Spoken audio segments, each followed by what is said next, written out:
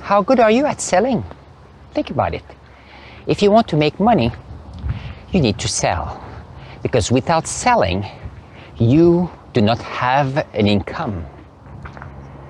Now, we talked about the fact yesterday that if we want to get some income, we need to sell, because the best way to earn money is to have a good or service and sell it.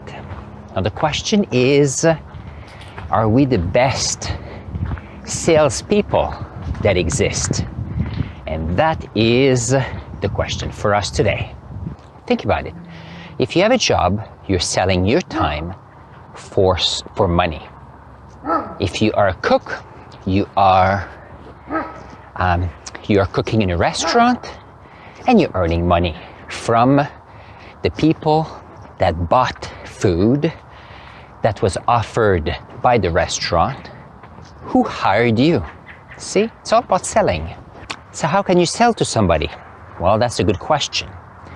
First of all, you need to have the person wanting to purchase your goods or services to be feeling that whatever you offer would satisfy something, would solve a problem. If you would like to sell something, a good or service that you offer, somehow it has to answer to a problem or situation that someone else wants to resolve. And that's the first thing. For example, you go to the grocery store because you want food, because you want to be able to survive. What else can be sold? The best phones, like the best phone available out on the market, they are going to do everything they can to sell you the advantages to actually own their product, saying that you can't live without it. When I listened to Evan's video on the importance of selling, then I realized that I need to readdress my definition of sales. Because what I need to do is be able to sell who I am to the crowd I serve. When we go for an interview for a new job, we prepare. We are setting up answers so that we can promote who we are. We are selling who we are and what we can do. Now, once we get a job, do we do everything we can to uphold that situation and even bring more to the table? That's something to keep in mind. And I think sometimes people feel that once they have a job, they don't have to push as much.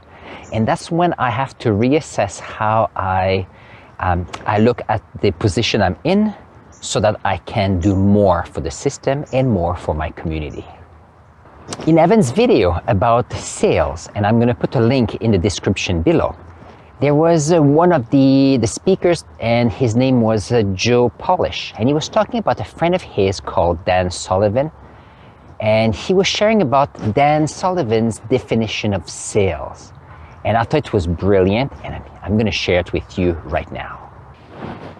Selling is to get someone intellectually engaged towards a future goal, and at the same time having them emotionally commit to take the action needed to achieve that goal. And keep that in mind. This is an amazing definition. First of all, it starts here. We know what we have to do. Next, you want to promote the fact that what you're selling will help the person in achieving their goals. And when it's done, you need to make them realize that the goals are great for them, for the future. But once it's done intellectually, you need to get, hello dog, you need to get them emotionally committed to achieving that goal. And that is not always easy. Now, when I say a goal, it could be results, but Tony Robbins mentions the fact that we're looking for outcomes. What are the things we want to achieve? And that is the ultimate goal here. Now, we have to keep in mind that when someone is intellectually engaged and when they emotionally commit to achieve or to do the steps necessary to achieve their goals, there's no stopping them. The sale is done by itself. You don't need to push the selling because the buyer will actually want what you're offering. And I was trying to find for ideas on that, and here are some stories for you. For example, I teach science in a high school, and intellectually, for me, it is engaging, and I am emotionally committed. However, when I try to talk to teenagers and try them to intellectually realize that what we're going to learn is good for them, for the future, and for what they might want to do. The next question is, we have to emotionally get them committed to the learning. For most, it works well, depending on the teacher.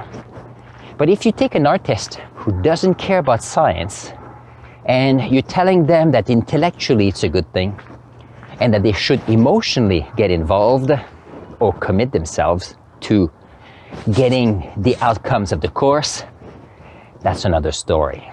And that is part of the skills of a good teacher. Here's another example for you. For example, I want to lose weight. Keeping that in mind that intellectually I am engaged in losing weight, I need to be, because I know it's good for me, I need to be emotionally committed to achieve that goal.